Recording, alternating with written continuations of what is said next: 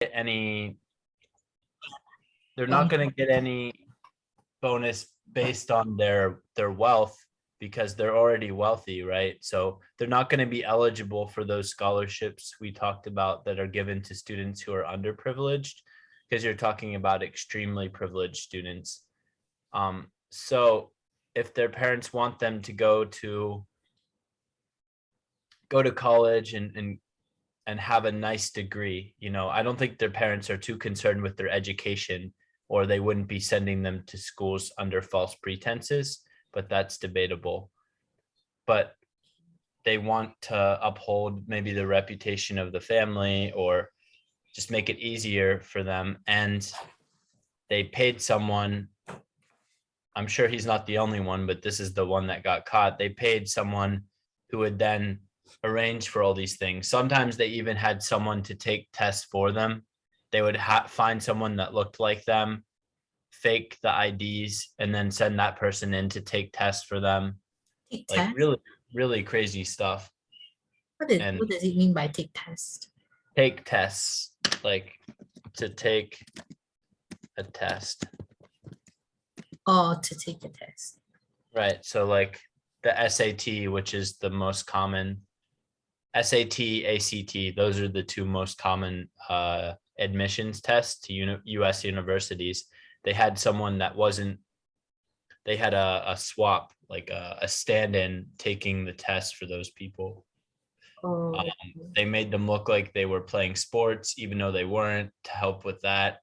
And then they give money to the coach of the sports team so that at the university, so that he's willing to look the other way. Just, I think it also shows how competitive it is to get into some of these schools, right? But I mean, how can you protect, the last part of my question is, how can you protect schools against these type of things? I think maybe government have to get involved in this, and then I think the media also plays a very important role, Right.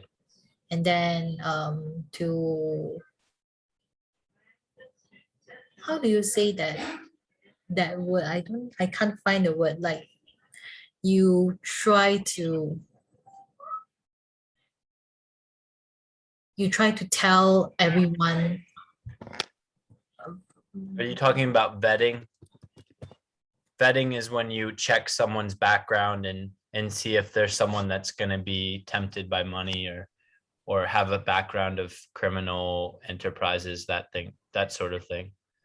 uh So to vet someone is to check them out, them out. basically. You mean the paparazzi's job? What's that? Again, please. Paparazzi. Is it paparazzi or paparazzi? Paparazzi? No. That someone is when, okay, when you're hiring new employees, there's a Uh-huh. vetting process. And that vetting process for a high level job, like let's say you're going to build airplanes for the government, they have a really strict vetting process where they look at everything you've done in your past, maybe even Oh, something as minor as you cheated on a test in college. And if they find anything that they don't like, they'll cut you out of they won't hire you.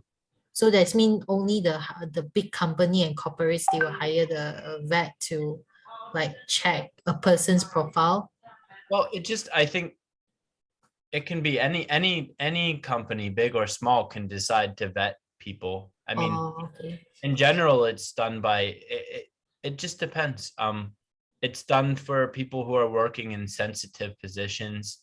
For Oh, example, if you're going to be a police officer, they want to vet you to make sure that you're not going to be a psycho, like you're not oh, going to have issues with violence or something like that. They give them psychological examinations, and police officers aren't usually the highest paid jobs. They're not super competitive, but they need to make sure that they're stable people.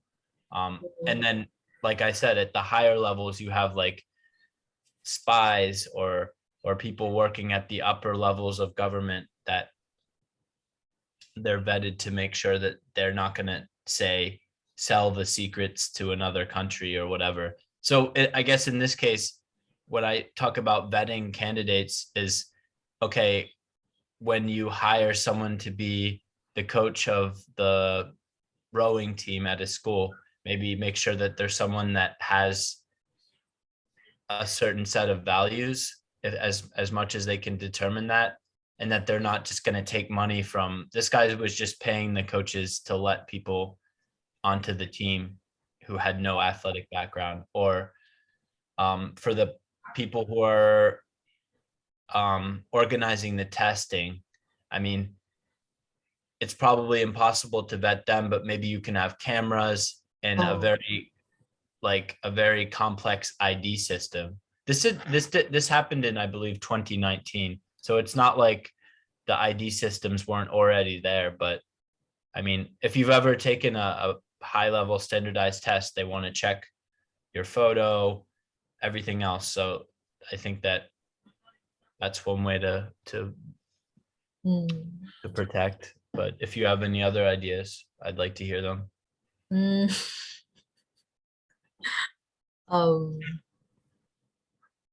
I really don't know how to give any. I have no comment on that because I've never met one before. And then, how about you? What would you do? What is your suggestion on this?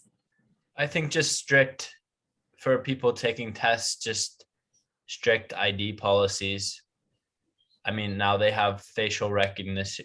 I mean, every time someone uses a newer phone, the phone scans their face and logs them into that phone. So it's not that hard to have facial recognition.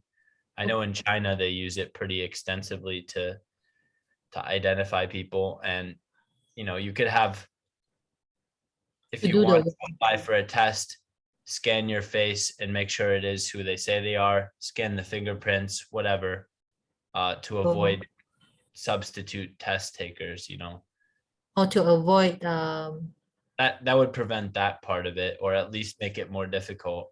I don't think you can prevent it, but you can protect against it a bit. I think you have to make sure that it's the candidate who do the exam. Correct. Nobody else is. Oh, okay. That's a good idea. Never thought. Next one. Seems obvious, but that's an easy way to make it harder for these types of things. Okay, so for these types of criminals, I mean. So what about this question? Can you define automation? What effects do you think automation will have on tomorrow's workforce? Do you think it will be a negative or a positive change on the whole? I think there will be negative and positive changes. For the negative changes, it will be like a lot of people, more people are going to lose their jobs because they are also, it's going to be expensive if you purchase the machines and all, but in the long run it will be cost effective. It's going to be cheaper because you don't need to hire workers anymore. Yeah, and then in the end more people will be unemployed, I would say. But on the other side, it will be much better. Like a lot of like Tesla, the the automobile company, they have automated cars, so it can prevent a lot of unforced errors. Like sometimes we like if we are drunk, we don't need to drive, the car will move by itself. Right. And so then, taking out human errors. Yeah. And then it can improve our lives too. It can save a lot of time and all. But I I- think there are some jobs that will never get replaced by automation. I think Such um, as, teacher, I think teacher, because right, we should. I think the core mission of being a teacher is to humanize the education with right. because robots and automated machines, they don't have emotions and feelings.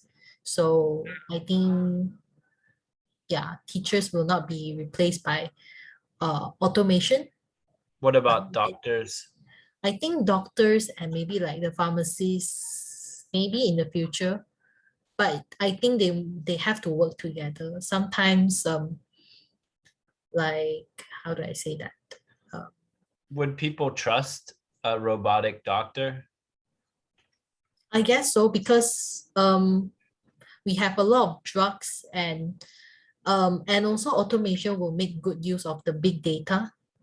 They Right. will analyze the patient's um, body condition. Maybe they can sense something. Maybe you can just put a microchip into that person's body and then you can diagnose, you can roughly estimate what is wrong inside their body. And then from there, the robot will know what's the exact problem. Sometimes the doctor, you can't decide what is wrong inside. Sometimes you just percuss or maybe like tap on the person's body and then you decide that he has this kind of illness and all. Sometimes he or she might misdiagnose, might make Right. a false diagnosis. So it's very dangerous. Like women, we have maybe they sense a bulge on their breast, but they say that, oh, you have breast cancer. So actually it's not. So once they cut it off, then it's going to be permanent. So Know that the terminology for that, so benign, right? benign. Oh, Benign is when yeah. a tumor isn't cancerous, benign versus cancerous. It's off town, it's sort of off town, but it's tangential. I Sorry? wouldn't, tangential means that it's not exactly what we're talking about, but it's sort of relevant in a way. So just these two words, benign and cancerous. Cancerous, you probably already know, but Malignant, right? benign meaning that the tumor isn't actually cancerous. It's just a lump. Oh, So it's you're talking about a mastectomy. A mastectomy is where the breast tissue is removed, sorry, caused by can you write it on on the document? a Mastectomy. mastectomy. There. Mastectomy is when the breast tissue is removed. Oh, okay. Yeah. I'll get rid of this word tangential because it's not, or I'll just You put can just something. give it, I can just search on the internet. What is Yeah. But if something is tangential to our conversation, it's not directly related, but it's related on a tangent, which if you oh, remember from mathematics, a tangent is like a line they coming have out. something mutual. What's that? They have something mutual. Sure, kind of. It's like a tangent in mathematics and geometry. You remember the tangent? It like comes out in the shape. Yes. A tangential aspect of a conversation is like, let's say we're talking about cars and Oh, okay. you mention Doctors. a certain type of, like a type of tire. So it's like related but tangential. It's not exactly what you're talking about, but it's related on a tangent. Oh, Yeah. okay. But anyway, so we're talking about automation. What about the job loss? I want to go back to what you said at first. You said job loss, right? That's everyone's fear with automation. Because Um, automation, I would say because we humans, we have many imperfections. Sometimes we are not productive, we are unproductive, and then we make mistakes. So sometimes the company would rather just um can I say import? Bring Import, in, bring in the import auto, means to bring in. yeah, bring in. So some companies they will just rather bring in those robots to replace our work. And I would also only sometimes use, us humans we are being too picky. We always want to do the easy jobs. We don't want to like do the dirty jobs. right, And boring. The machines don't get bored either, which is an advantage. yeah, I then mean, we've already seen automation in many fields, right? Like factories, you have machines that do the work of humans, because the humans that were doing that work were just doing the same thing over and over and over again. yeah, And the machine can do it more efficiently and probably even more cost effectively, and the machine won't ever get bored and make a mistake. yeah, that's right. But what happens? So this is the big question, right? Um, for example, in my hometown, convenience store, you could call it a Mhm. 7-Eleven. Yeah. They've already gotten rid of the humans that check out people. So when you I want think to it buy an happens in item, China too. right? So when you want to buy an item, you just take the item and you scan it yourself. You do self checkout, and Can you I'm sure, just can you just exit the store without scanning? yeah, you can, and people do that. But think about it. How much do you have to pay an employee to stand there all day? In America, it's quite a lot, right? A cashier, that's the job. A cashier gets paid about 28 to $30,000 per year. So if you can just install a machine that maybe costs $10,000, maybe Oh, less, yeah. then even even if people are stealing a bit, it still doesn't equal the amount, the opportunity cost of having that person there. If people are stealing, the company is still making, they're still losing less money. So they factor in that people are going to steal. They know that people are going to steal. And also, if you go to a poor or a high crime area, you're not going to see self checkout because they're not stupid. They know people Oh, in okay. like a wealthy or a area that has low crime. Sure, you'll see lots of self checkouts, but in high crime areas, you won't see that because obviously people are just going to steal to the point where you might as well hire someone. Oh, okay. I see. Right. So that's, but what my question is, what happens to those people that Oh, were, these are called displaced workers. that Displaced, you can think of it in the same sense as like water is displaced when we push an object with mass down into the water is displaced out. So what happens to these workers who are displaced by science, by automation? mm, perhaps they can be a freelancer. They can be a content writer. Sure. What if they don't And have those skills though? They have to learn them, right? I guess go that's why back. they have to be well educated in the first place.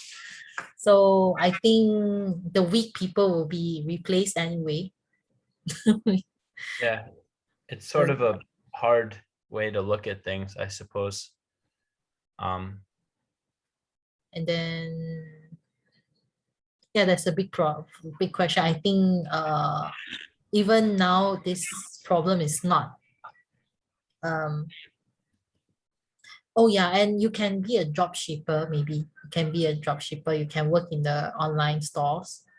right. I mean, I Whereby hate to be negative, but a lot of these people are somebody that's a cashier and is ringing people up all day. Maybe they don't have even the skills to be a drop shipper. I mean, I know it's not very skilled, but maybe that they just want something that doesn't require a lot of thinking that they can just do. So I think that, yeah, they could probably find work somewhere. Um, but it seems like there needs to be a shift towards different type of work, right? Because somebody has to design these machines and somebody has to code them. So there is a demand for people with a certain set Oh, of skills. and maybe they have to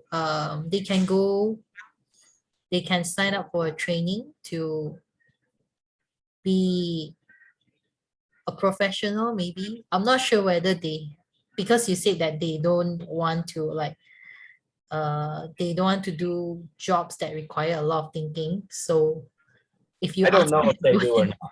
I don't know if they do or not. I'm just saying for the sake of okay. argument. Oh, okay. Or they can also be blue collar workers. I think Right. that is a field that I think it is in high demand. If you compare the white collar workers and the white collar jobs and also the blue collar jobs, I Correct. think they The can just salaries proceed for with. plumbers are higher than teachers. You can Yes, make more money as a plumber or as an electrician, at least in America, in because Malaysia too. Like I there's have to teach for 2 hours. right, They just fix the cables for like maybe like right, 15 minutes. They earn the same money as me. So correct. skill set is actually more There's a important than reason for that because they have a skill set that you and I don't have, they're able to do something that we don't know how to do, and you can't replace that. I mean, yeah, I mean, you could probably automate plumbing, but oh my gosh, a portable machine that can come into a house and maneuver around all those obstacles and fix pipes or solder wires together, that's pretty, I think that will be one of the last jobs that's ever automated, if it's even possible. I I mean, I mean, don't it's want to say anything. impossible to automate this Yeah, job. I think it's just as hard to automate as teaching. Maybe teaching is easier to automate in some ways. I mean, you already have apps like Duolingo that teach language. I mean, they're not a real substitute for a teacher. We know that. But a lot of people have turned to like apps and computer programs to learn, um, rather than a traditional teacher. I mean, I don't think that I'm biased because I'm a teacher, so are you. I don't think they replace having a real trained educator, but some people obviously have have turned to automation to learn. Mhm. But it's hard to automate knowledge. I think that you touched on that. It's not something that is easy to, machines aren't good at understanding the human consciousness, brain, the way that people learn. Mhm. Anyway, anything you want to add to that? I guess no. So a takeaway, it seems like you think it's just going to be a change, Neutral. not really negative or positive, just a change. I That would was what I say got from, more on the positive way. got you. It's more, I view it as a positive change. You said, you mentioned safety, the lack of, the decrease in unforced errors, like the way that Teslas can steer and brake, Right? It's more um, productive, but we more still productive. have to put a limitation and make sure they don't harm us too much. Right. Yeah, Like, we need to I because mean, that's the danger of, that's what people are afraid with AI. When they talk about the danger of AI, they're worried about AI that turns evil or whatever. I don't know much about that subject, but yeah. I've seen people talk about it. I mean, it do you think that automation should just be allowed to go on its own, or should there be, you said that you think there should be human limits set on it. So there should be humans saying, okay, these jobs don't, or these tasks need to be done by humans. Um yeah, some jobs have to be done by human, I would say, but as it I mean as the time passes, I think they will come up with more advanced automated machines, but let us just make sure that they don't have like they have their own specific tasks.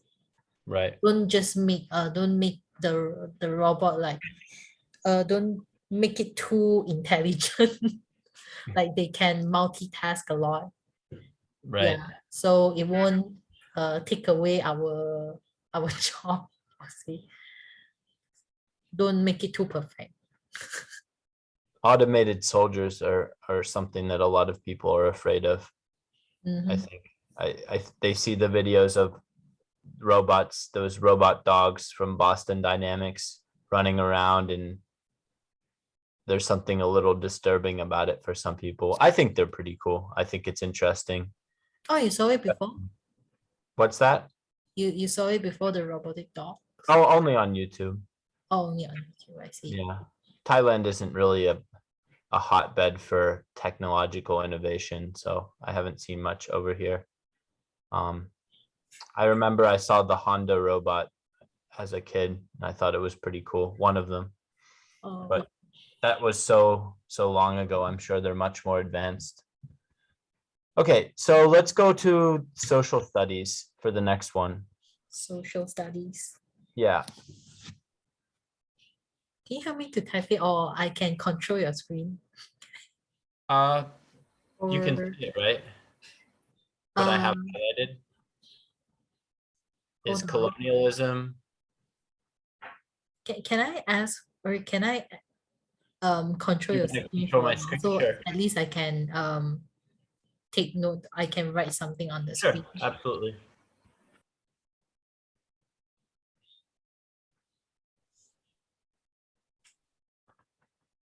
Wait, hold on now. How do I request for?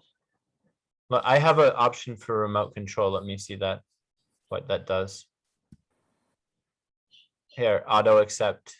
Here, I can give it to you. I still can't annotate anything. Hold on. There's an option here. Okay. I gave you control of the mouse. Oh, okay, I can control it. So let's go to the Social- question. Is colonialism a positive or negative force? That's the one I want you to answer. Social studies. Right. I think, oh, should I just read the question? Yeah, and respond. Or you can just respond. It's up to you. Okay, You've so already for read it. me, I think it leaves positive and negative impacts. I will be neutral, but I would say positive impacts more, maybe because Malaysia is also colonized by the by the by the Britain long Mhm. time ago, and then previously we were still very underdeveloped, and then we only know how to we don't know how to make use of the natural resources that we have with because of the Western power. They let us they actually I know that they monopolize a lot of natural resources that we have. They monopolize a lot of things, but they also bring a lot of new discovery to our country. Like before that, we only learn about the traditional education, like we learn how to fish, we learn how to make a craft or something. But once they colonize the place, we get formal education. We also have um, access to healthcare. So that is a positive impact in, I will say, in the rural area. But of course, at the I mean the urban area, is it? Urban area. And then for the rural area, normally they are deprived of these benefits, I would say. Yeah. And then for the negative impact, I would say that slavery happens, like you are using the laborers, they don't get paid, and they Was are sorry, for, was that an issue in Malaysia? huh? Was This is slavery what I an learned issue? it from my history. Okay. Yeah. And then um yeah, for me, I think Britain, they also brought in a lot of like they bring in a lot of they brought in education, healthcare, and also what is that called? Because Like they a introduced their law? way of ruling, Yeah, law. Okay. law. Law, government, the British way of ruling. Yeah, the governing law, they brought in their way of uh, uh, uh, their way of governing, so we can actually learn how to govern a country. And So then those are all positive things. And you yeah, said these some are the positive negative. things.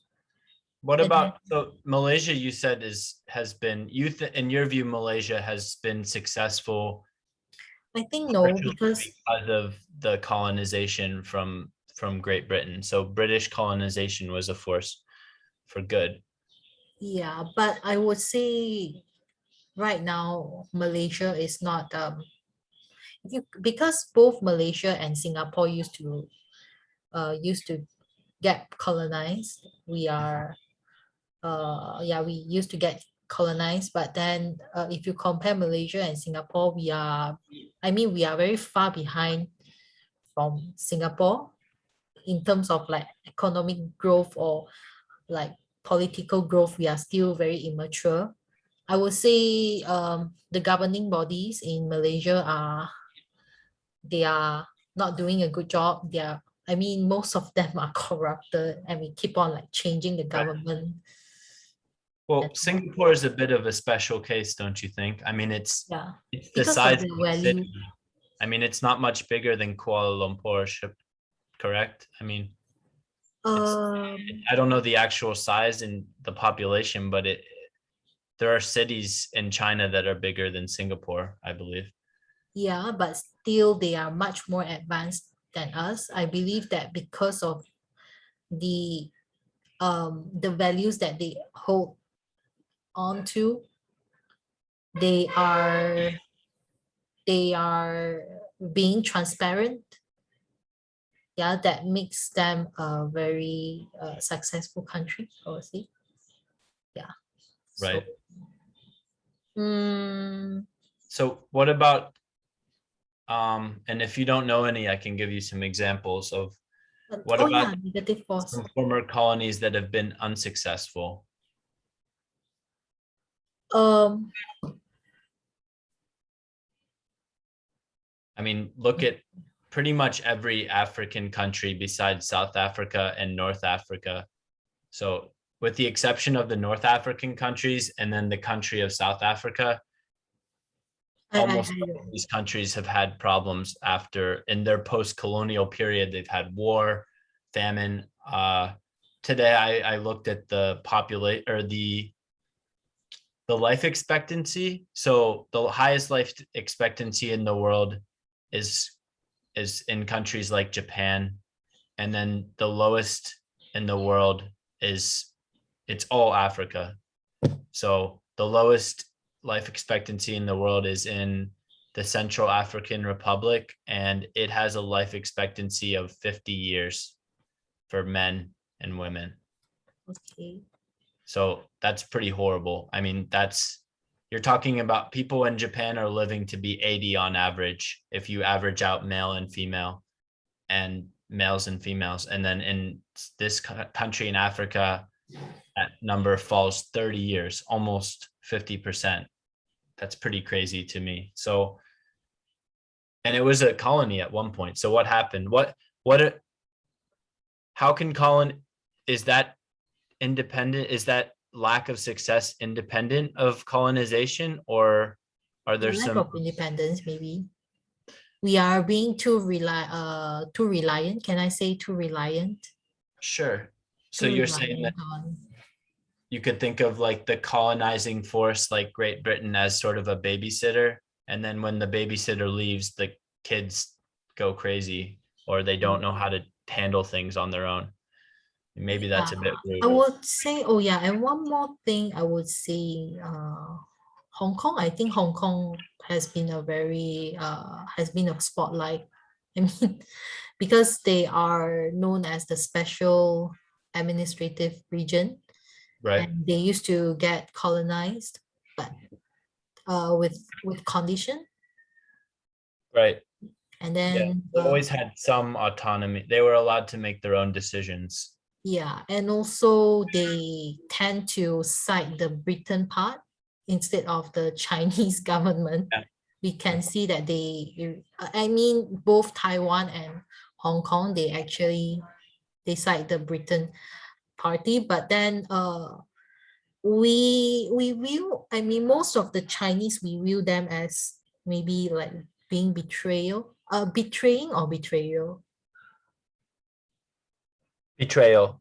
Betrayal. Yeah, they view it as a betrayal. Like, you're Chinese, why are you like following the Western style of Right. living and all? So it creates can you say unpeace or creates You can't say unpeace. You can say unrest. unrest? Oh, okay, unrest. Yeah. Yeah, so I would say this is maybe a negative impact.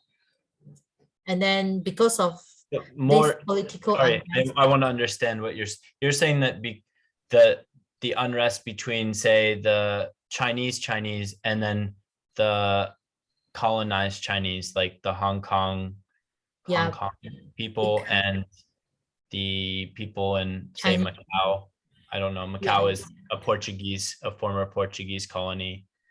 There's a sort of a conflict between.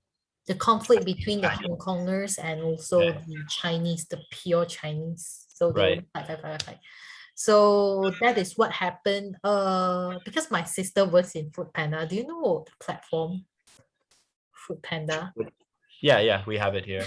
Because my sister works in Food Panda as a customer service. Can I Mhm. say work as a customer service or As a customer service representative. oh, customer service representative? You Yeah, want me my to type? sister. Okay, customer service Why am I? representative, and then she is in charge of the Taiwan line. So when she speaks in Mandarin, so they scolded my sister because we Malaysians, we can speak Mandarin, but we follow the Chinese accent. So when they hear it, then they get mad. So they just scold us a lot of vulgar. So they are very sensitive. They really hate Chinese a lot Right. from China. So it creates Taiwan is a bit special, right? Because Taiwan wasn't really a colony. They were an exiled government of China. can you type it for me? So there's colony and then exiled government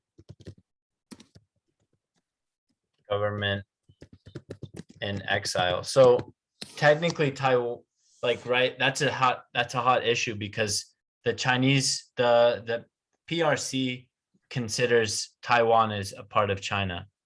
PRC? PRC is the People's Republic of China. And then Okay. the ROC, which is the Republic of China, that's the Taiwan government. They see themselves as independent. So I think that you have a distinction there between Taiwan, as far as I know, was never a colony.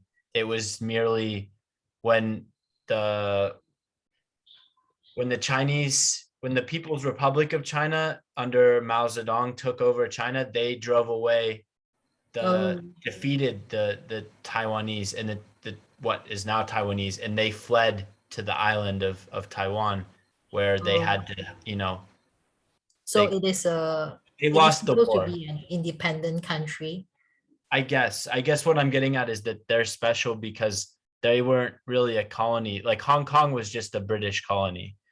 Taiwan was, there's a special kind of dislike between the Taiwan political parties aren't very friendly towards the Chinese, and neither, that's true in Hong Kong too, but it's a bit different. In that this is outside of my field of expertise, but the Hong Kong government, I believe, is friendly with the mainland Chinese government. Like the chief executive of Hong Kong is friendly with the Chinese government. It's the Mhm. people in Hong Kong that have issues, and it's Yes, that's not 100%. Whereas Taiwan, the government itself is in opposition. yeah. At least the conservatives are opposite. So just some distinctions there. And oh yeah, I just thought of I just came up with another idea. I think a negative in the sense of yeah, it also left a negative impact in Malaysia because before we get independence, when they are ruling us, they actually practice the divide and rule system. Divide and rule. They make sure that the Chinese, Malays, and Indians we don't interact. We Right. don't interact, and then most of the Chinese we are doing the better job. We do businesses. Chinese will in charge of the business and healthcare, and then while the Malays they will be in Blue charge collar, of their religions. I would say religions and yeah, manual labor, blue collar workers, yeah, that yeah, sort yeah, of thing. correct. And also the Indians they will be in charge of what they will work in the rubber estate, work in the estate. So Okay. more of a labor job. So they have this kind of like hatred in Chinese. I would say most of the Malays, they have this kind of hatred towards Chinese. Like we take away their jobs, we take away um yeah, their privilege or everything. So I think better you could use hatred, but that's pretty strong. Maybe resentment. resentment. Oh, Resentment is a strong dislike that comes from a feeling of being second best or being chosen or not being chosen for something. So oh, okay. they resent the Chinese Malays because the Chinese Malays are in these advantageous social positions like medicine, law, and then they're the Indians you said are working on rubber estates, and not all of them obviously, but that's the stereotype or the generalization. And you said Malays are mostly doing like manual labor, like construction or things like that. Yeah, so that is why they set I mean before the independence they actually set up some kind of like how do I say that? Is it constitution? They came up with a constitution and then we have to abide to the constitution. Like the Malays they have special rights, and yeah, it seems to be unfair, but because of us we want to get independence, we have to agree to it. Got Yeah. you.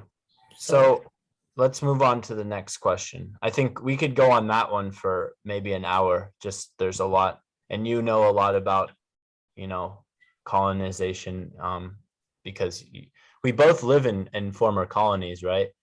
I don't, well, we are both from former colonies. Thailand wasn't, but America was a former colony of Britain. People forget that. And, you know, the not United States is, Thailand is not Thailand is no, not colonized.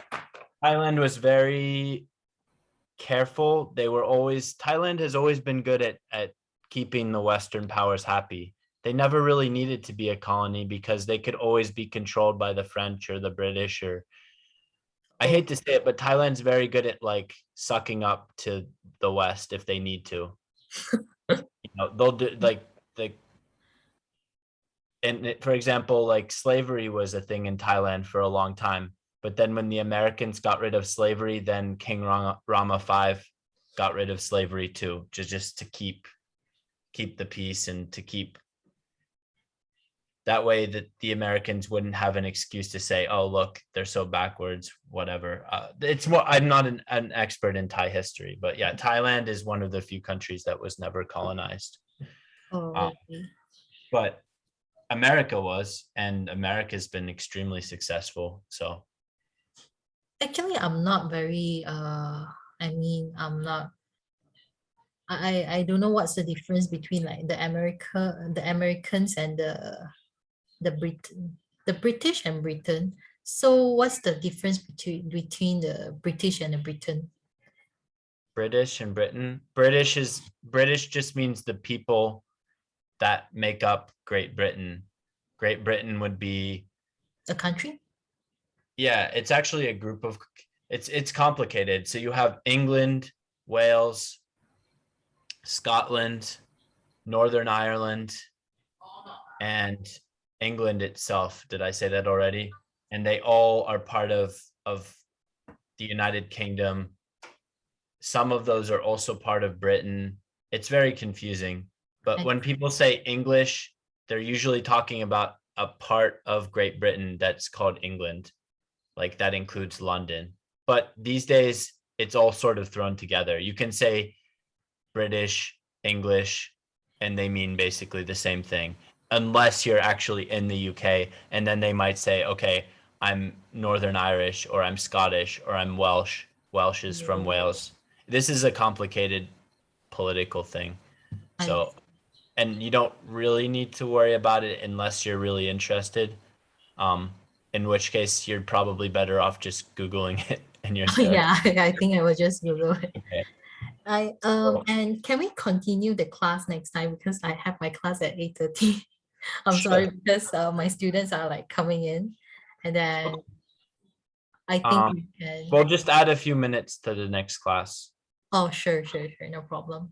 Thanks Just very remind much. me. Thank you for your time. Okay, take care. You too. See you soon and goodbye. See you soon. Bye. I think you can quit the meeting because I cannot control. I cannot see the, There are 5 people here. Okay. yeah.